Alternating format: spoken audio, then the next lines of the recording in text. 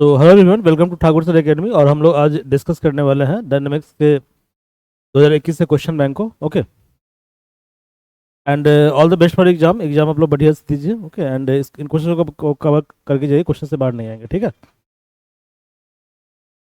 हमने 19 करवा दिया है। ओके, तो find the time period, amplitude, frequency of simple harmonic motion. ये हमको निकालना है। क्या निकालना है? टाइम पीरियड निकालना है और एम्पलीट्यूड निकालना है, फ्रीक्वेंसी निकालना है। ऑलरेडी क्वेश्चन 2019 में मैं करवाया है, बट दोबारा इसको देख लीजिए। ठीक है, देखिए जो सिंपल हार्मोनिक मोशन होता है वहाँ पे कंडीशन ये होता है कि acceleration proportional to displacement x होता है। Okay, you may also see the video of 2019, जो कि वहाँ पे भी ये क्वेश्चन पूछा है, बट वहाँ पे क्वेश्चन थोड़ा डिफरेंट है। ठीक है, क्लियर है? तो सिंपल हार्मोनिक मोशन में क्या होगा? एक्सेलरेशन प्रोपोर्शनल टू डिस्प्लेसमेंट होगा। इसका मतलब ये हुआ कि एक्सेलरेशन बराबर क्या होगा? Minus root mu into x. क्योंकि यहाँ पे क्या होता है कि acceleration displacement both are opposite to each other. क्यों होता है मैंने बताया है 19 वाले वीडियो में, उसको अगर आप देख लें। ठीक है, तो acceleration equal to v D we by D x बराबर डी एक्स होता है, तो बराबर हो गया minus mu into x. Acceleration कितना होता है? We D we upon D x. कैसे होता है? देखो, ए बराबर क्या होता है? D we upon d T.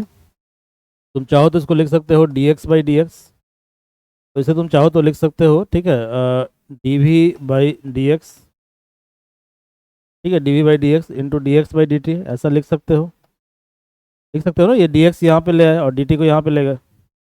अब D x by D T क्या होता है? वी होता है, तो ये हो गया V D we by D, हो गया V D we by D x. ठीक है, तो एक्सेलरेशन तुम्हारा कितना है? We D we by D X equal to minus mu into X है। Okay, minus mu into X है। तो V D we upon D X equal to minus mu into X. तो V D V equal to minus mu X D X. अब V D we कितना होगा? V A square by two, और minus mu X D x कितना होगा? X square by two. ठीक है, और plus some constant C by two, तो वी ए स्क्वायर आ गया minus mu X square plus C. Okay, simple harmonic motion में हम क्या करते हैं कि मोशन को अब स्टार्ट करते हैं इस पॉइंट से। मतलब पहले क्या था? पार्टिकल यहाँ पे था, पार्टिकल को हम यहाँ पर ले गए और यहाँ पर लेकर पार्टिकल को हमने क्या किया? छोड़ दिया। ठीक है, आ रहा समझ में? तो इस पॉइंट पे वेलोसिटी क्या है? जीरो है। और वेलोसिटी जीरो कब है? जब डिस्प्लेसमेंट मैक्सिमम है। तो मैक्सिमम डिस्प्लेसमेंट को हम दिखाते हैं एक्स इक्वल टू ए। किससे दिखाते हैं? एक्स इक्वल टू ए से। तो जब टाइम जीरो है, मतलब मोशन जब स्टार्ट हो रहा है, उस समय वेलोसिटी जीरो है, बट डिस्प्लेसमेंट क्या है तुम्हारा? मैक्सिमम है। तो ये डिस्प्लेसमेंट एक्स कितना है? ए है। इस वैल्यू को हमने यहाँ पे पुट कर दिया। ओके, तो जब हमने पुट किया यहाँ पे, तो when V equal to zero X equal to A, तो यहाँ पे वी जीरो पुट किया और X equal to A put किया, तो सी हमारे पास आया म्यू ए स्क्वायर। ओके, तो V A square equal to हम क्या लिखेंगे? Minus mu X square plus mu A square. Mu हमने कॉमन ले लिया, A square minus X square. ठीक है, ये वी का वी ए स्क्वायर का वैल्यू आ गया। तो बताओ वी क्या होगा? तो वी हो जाएगा तुम्हारा under root mu under sorry A square minus X square. अब वी इक्वल टू क्या होता है? D x by D T होता है। क्या होता है? D x by D T. तो D x by D T equal to है under root mu under root A square minus X square. अब एक्स वाले को हम एक तरफ रखेंगे और टी वाले को एक तरफ रखेंगे, तो इस टर्म को हम ले आए यहाँ पे और डी टी को ले गए हम यहाँ पे। तो देखो, under root D x by under root A square minus X square equal to minus root mu into D T. Okay, अब ये जो फॉर्मूला होता है ये होता है cos inverse X by A. ये तुमको याद रखना पड़ेगा, बराबर root mu T plus constant है। At T equal to zero X equal to क्या था? ए था, हम लोग देखे थे। था ना कंडीशन? क्या था कंडीशन? देखो, कंडीशन था कि at T equal to zero, जब टी इक्वल टू जीरो है, तो वी इक्वल टू जीरो था और एक्स इक्वल टू कितना था? ए था। तो cos inverse a by A equal to इतना, तो यहाँ से अल्टीमेटली सी आ गया जीरो। तो cos inverse X by A equal to root mu into T, so X आ गया A cos root mu into T. यहाँ तक कोई दिक्कत नहीं है? This is your displacement equation. तो x equal to A cos root mu into T, ये डिस्प्लेसमेंट इक्वेशन आ गया। तो यहाँ पे a को हम क्या बोलते हैं? एम्पलीट्यूड बोलते हैं। रूट म्यू को क्या बोलते हैं? एंगुलर फ्रीक्वेंसी बोलते हैं। और t कोई टाइम t है। ठीक है, t आपका टाइम t है। ठीक है, टाइम t है। निकालना क्या है? निकालना है time period. What is time period? Time period का मतलब होता है कि time taken to complete one oscillation, और वन ऑसिलेशन का मतलब होता है 2 पाई एंगल बनाना। कितना एंगल बनाना? 2 पाई। ठीक है, 2 पाई। तो total time taken to complete one oscillation, that is called time period. तो टाइम पीरियड बराबर फॉर्मूला होता है 2 पाई बाई ओमेगा। कितना होता है? 2 pi by omega. Okay, omega. अब यहाँ पे एक काम कीजिए आप। ठीक है, omega 2 pi by omega, 2 pi by omega कितना होता है? ओमेगा, ओमेगा यानी कि ये रूट म्यू हो गया कि ठीक है, ओमेगा कितना है? ओमेगा को यहाँ पे रूट म्यू से डिनोट किया गया है। अब directly 2 pi by root mu भी लिख सकते हो। ठीक है, ओमेगा मत लिखो, कन्फ्यूजन हो जाएगा, क्योंकि ओमेगा को फिजिक्स में यूज किया जाता है, यहाँ पे कन्फ्यूजन हो जाएगा। आप सिंपली क्या लिखो? आप सिंपली लिखो 2 पाई बाई, दोनों राइट है वैसे। ठीक है, 2 पाई बाई रूट म्यू। ये आपका क्या है? टाइम पीरियड है। तो टाइम पीरियड निकल गया। फ्रीक्वेंसी होता है number of oscillation per unit time. ठीक है, और फ्रीक्वेंसी क्या है? Frequency opposite of time period, ठीक है। तो टाइम पीरियड कितना है 2 पाई/√म्यू, तो कितना हो जाएगा ये √μ/2 पाई हो जाएगा, ठीक है। 2 पाई हो जाएगा। तो ये हो गया पार्ट, ये पार्ट सॉल्व हो गया। ओके ठीक है, यहाँ पे निकाला भी हुआ है, ठीक है, निकाला भी हुआ है। ओके निकाला हुआ है यहाँ पे। तो 1 मिनट ठहर जाइए। तो क्वेश्चन ये था ना, question this was the question, this was the question कि फाइंड द टाइम पीरियड निकाल लिया हमने, एम्पलीट्यूड निकाल लिया, फ्रीक्वेंसी निकाल लिया, तीनों निकाल लिया हमने, तीनों हमने फाइंड आउट कर लिया। अगला प्रश्न क्या देखिए,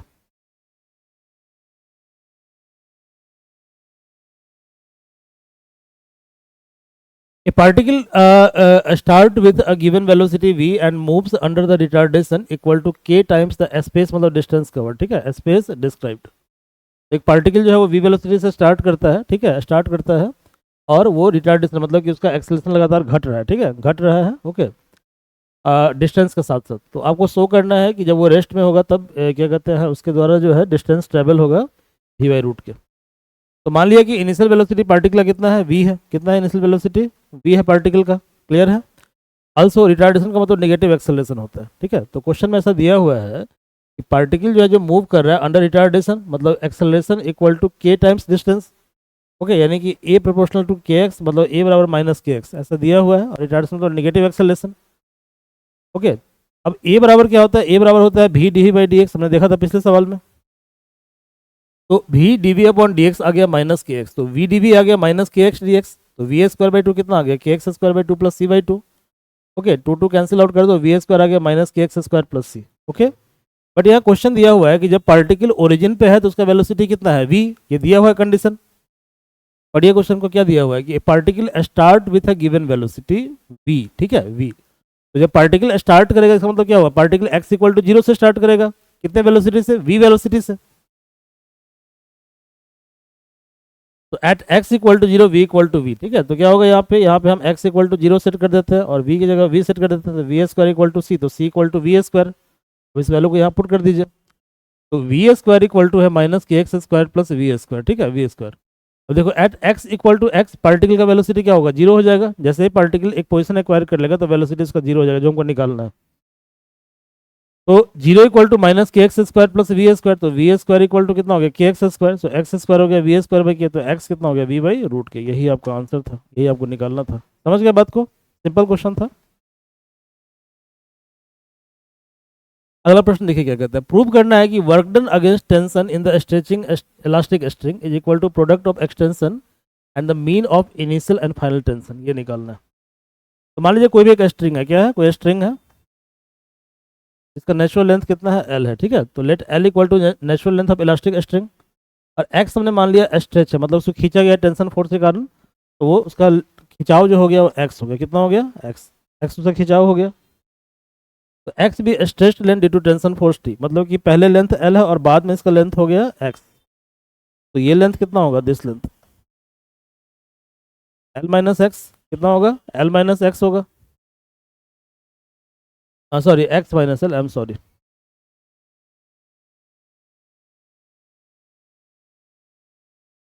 ये लेंथ है l, कितना है l, और ये पूरा लेंथ कितना है x, ये लेंथ कितना होगा x minus l, x minus l। तो खिंचाव कितना हो गया x माइनस l, खिंचाव हो गया x माइनस l, ठीक है, x minus l। Okay total work done against tension of length dx, तो आप जानते हो कि dx के लिए वर्क डन कितना होता है, t dx होता है। आप पढ़े हो ना, work done equal to f dx। आप जानते हो कि वर्क डन इक्वल टू होता है f dx। तो वर्क डन w क्या होता है, w होता है इंटीग्रेशन f dx। यहाँ पे फोर्स क्या है, टेंशन है, तो dw हो गया t dx। ओके और t कितना है, हम लोग पढ़े थे कि टेंशन फोर्स t बराबर होता है लेमडा इंटू कितना खिंचाव है स्ट्रिंग के अंदर, और भाई ओरिजिनल लेंथ कितना है, तो लेमडा, और खिंचाव यहाँ पे कितना है x माइनस एल, और ओरिजिनल लेंथ कितना था, l था। खिंचाव कितना है x माइनस एल है ना, और नेचुरल लेंथ कितना है इसका, l है, l है। तो हुक्स लॉ से टेंशन बराबर होता है lambda x minus L by L, जहाँ पे इसको लेमडा को बोलते हैं elastic constant. x minus L कितना खिंचाव है और l क्या ओरिजिनल लेंथ कितना है, ठीक है, ओरिजिनल लेंथ कितना है। तो डी डब्ल्यू कितना हो जाएगा, टी का वैल्यू हम पुट कर देते हैं lambda by l x minus L into d x. तो टोटल वर्क कितना होगा, integration lambda by l x minus L into d x, ठीक है। इसको हम इंटीग्रेट कर देते हैं और सॉल्व कर देते हैं। तो जब इसको हम सॉल्व करेंगे क्या करेंगे, सॉल्व करेंगे तो हमने लिमिट लिया ए से बी, कितना लिया ए से b, lambda by l x minus l d x, तो ये हो गया एक्स डी एक्स और एल डी एक्स, ठीक है, एल डी एक्स। क्लियर है, लिमिट है ए से बी, इसको हमने सॉल्व कर दिया, इंटीग्रेशन सिंपल है, कर लोगे आराम से। तो lambda by l x D x, lambda x D x, ठीक है, तो lambda by l x D x कितना होगा, x square by two, a to b limit है, डी एक्स क्या होगा, एक्स लिमिट है ए टू बी, तो lambda by l one by two b square minus a square minus l, इतना इतना इतना, ठीक है। इसको सॉल्व करके सिंप्लीफाई कर लीजिए, आ जाएगा b minus A one by two lambda by l इतना इतना। तो ये जो है बी, ये टेंशन टी टू है और ये टेंशन कितना है, टी वन है, तो B minus A one by two T two minus T one, B minus A क्या है, एक्सटेंशन है, एक्सटेंशन है, टी वन क्या था, टेंशन एट इनिशियल पॉइंट, और टी टू क्या, टेंशन एट फाइनल पॉइंट, और दोनों को टू से डिवाइड कर देंगे तो क्या होगा, एवरेज टेंशन हो जाएगा, मीन वैल्यू हो जाएगा। तो ये क्या है, ये मीन वैल्यू है टेंशन फोर्स का, ये टेंशन फोर्स का मीन वैल्यू है। तो चेक कीजिए क्या क्या निकालना था। कहता है कि प्रूव करना है कि जो वर्क डन होगा, वर्क डन, ठीक है, वर्क डन, ओके, वो कितना होगा, that is product of extension, product of extension जो हमने निकाल लिया, कितना निकाला हमने, B minus A and mean of initial and final tension, तो one by two T one plus T two, ये निकालना था ना, देखो निकाल लिया हमने, ये हो गया, कंप्लीट हो गया, ये क्वेश्चन भी कंप्लीट हो गया। अगला प्रश्न देखिए क्या है, a mass hang from fix position by a straight string और given a small vertical displacement, आपको शो करना है कि मोशन, ये हमने करवाया है 2019 वाले में, किसमें करवाया हुआ है, 2019 वाले में, वैसे क्वेश्चन आएगा भी नहीं, ठीक है। अगला प्रश्न देखिए क्या, so that the rate of change of momentum of body in any given direction is equal to resolve part of external force, ये भी क्वेश्चन इंपॉर्टेंट नहीं है, इसको छोड़ दीजिए, ठीक है, it is also not important question. हाँ ये देखिए, it is very very important question है, कई बार पूछा है एग्जाम के अंदर, कितनी बार पूछा है, कई बार पूछा है, 3 to 4 टाइम पूछा है, ठीक है, it is very very important. State and prove Kepler's law of central force, ठीक है, Kepler's law of central force को क्या करना है, स्टेट और एक्सप्लेन, मतलब कि बताना है क्या है। देखो सेंट्रल फोर्स का मतलब क्या होता है कि फोर्स जो जब सेंटर की तरफ लगेगा उसको बोलते हैं सेंट्रल फोर्स, ठीक है, इसका एग्जाम्पल है gravitational force, okay, Coulomb's law का जो फोर्स होता है, इलेक्ट्रिक चार्ज फोर्स, ये सब सेंटर की तरफ लगता है, इसको बोलते हैं सेंट्रल फोर्स, ठीक है। तो सेंट्रल फोर्स मोशन में क्या होता है कि आपका जो ये पी है, पी क्या है, फोर्स है, it is mu by distance square, कैसे, तो देखो यहाँ पे समझो इस चीज़ को, आप पढ़े हो ना कि फोर्स ऑफ ग्रेविटेशन जो होता है वो होता है जी m1 m2 by are square, तो यहाँ पे ग्रेविटेशनल फोर्स क्या है, प्रोपोर्शनल टू आर स्क्वायर के है, और इसको हम कांस्टेंट मान लेते हैं, तो एफ ग्रेविटेशनल बराबर क्या होगा, कांस्टेंट पी है बाई आर स्क्वायर, पी है बाई आर स्क्वायर, समझ में आ रहा है कि नहीं आ रहा, तो पी बाई आर स्क्वायर। तो इस तरह के फोर्स को हम बोलते हैं सेंट्रल फोर्स, क्या बोलते हैं इसको हम, सेंट्रल फोर्स बोलते हैं। सेंट्रल फोर्स में क्या होता है कि जो फोर्स पी है that is proportional to mu by distance square, r क्या है, डिस्टेंस है, डिस्टेंस है, तो आपको शो करना है कि पाथ कोनिक सेक्शन होगा, मतलब हाइपरबोला, पैराबोला, इलिप्स होगा, ये आपको प्रूव करना होता है, इसी को बोलते हैं Kepler's law of central force. कैसे करेंगे, तो हमने एक फार्मूला डिराइव किया था सेंट्रल फोर्स वाले में, ओके, ये फार्मूला डिराइव किया था कि P बराबर होता है h square by P Q D p by d R, okay, और P बराबर म्यू बाई आर स्क्वायर भी होता है, तो दोनों को हम बराबर कर सकते हैं क्योंकि दोनों P है, ठीक है, तो एल एच एस बराबर है तो आर एच एस क्या होगा, बराबर हो गया, तो यानी h square by P Q D p by d r equal to mu by are square हो गया, तो H square by P Q D p equal to mu by are square D r, ठीक है, D R, हमने इसको integrate कर दिया दोनों तरफ, ठीक है, तो H square by P Q D P बराबर mu by are square D R, okay, तो एच स्क्वायर, अब पी क्यू मतलब पी का power minus three D P, तो कितना हो जाएगा, पी का power minus three plus one by minus three plus one, R का power minus two plus one by minus two plus one plus constant, okay, इसको solve कर लिए, solve करने पे आ गया relation H square by P square equal to two mu by are minus C dash, C dash. अब हमने मान लिया कि इलिप्स के ऊपर कोई भी पॉइंट है, पी आर कोई पॉइंट है, ठीक है, क्या है, पी आर कोई पॉइंट है, तो फॉर्मूला हमारे पास ऑलरेडी ये आया है, क्या फॉर्मूला आया है, h square by P square equal to two mu by are minus c dash, ये फॉर्मूला आया है, इसको इंटीग्रेट करने के बाद, ओके। अब देखिए b square by P square equal to two a by are minus one, ये इलिप्स के लिए होगा, b square by P square two a by r plus one, ये हाइपरबोला के लिए होगा, और b square by P square two a by r, ये पैराबोला के लिए होगा। मतलब कहने का मतलब ये हुआ कि यदि हम एक जनरल फार्मूला हम लिखें, ठीक है, एक जनरल फार्मूला हम लिखें कि b square by P square बराबर टू ए बाई आर, ठीक है, आर प्लस माइनस जीरो और सी, ठीक है, तो यहाँ पे जीरो का मतलब क्या हुआ, पैराबोला, ठीक है, जीरो मतलब पैराबोला, ठीक है, जीरो मतलब parabola, okay, plus minus zero, हाँ ठीक है, सी को हम 1 ले लेते हैं, +1, तो +1 के लिए क्या होगा, +1 के लिए होगा हाइपरबोला और -1 के लिए इलिप्स होगा, -1 के लिए इलिप्स होगा, -1 के लिए इलिप्स होगा, ठीक है, इलिप्स होगा, इलिप्स होगा, ठीक है, इलिप्स होगा। तो हमारे पास ऑलरेडी है h² / p² = 2μ/r +-c, ठीक है, +-c, तो प्लस मतलब हाइपरबोला और माइनस मतलब इलिप्स, ठीक है, इलिप्स।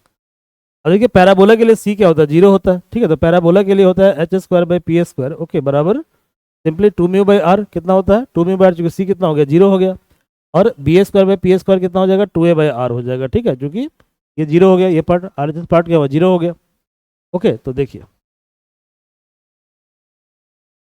और जो लेटेस्ट रेक्टम होता है, ठीक है, वो कितना होता है, b² / a होता है, तो h² / p², b² = μ/a हो गया, तो h² हो गया, मतलब इसको सॉल्व कर लीजिए, एल म्यू, तो h हो गया √μl, ओके। तो जनरल जो इक्वेशन होता है कोनिक सेक्शन का वो होता है h² / p² = μ/a बराबर c -+1, यहाँ पे c कितना होता है, +-μ/a होता है। इसके अलावा ये फॉर्मूला होता है v² = h² / p², तो ये आया 2μ/r + c आया, ठीक है। तो इलिप्टिकल पाथ के लिए यदि हम लिख रहे हैं v² = 2μ/r + c, ठीक है, तो c का वैल्यू -μ/a है इलिप्टिकल पाथ के लिए, तो ये आ गया, म्यू कॉमन ले लीजिए, 2/r - 1/a।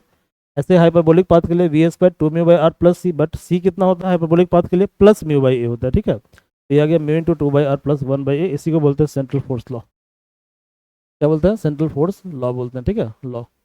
ये जो क्वेश्चन है ना, इसको हमने सॉल्व किया 2023 वाले में, तो 23 वाला वीडियो आप लोग देख लीजिएगा, 2023 वाला, ठीक है, यहाँ पे हमने इसको सॉल्व किया हुआ है। ये काफ़ी अच्छा क्वेश्चन है, कई बार पूछा है, ठीक है, it is very very important, ये पूछने की संभावना पूरी है, ठीक है। तो 2023 का वीडियो आप लोग देख लीजिए। So thank you and all the best, okay.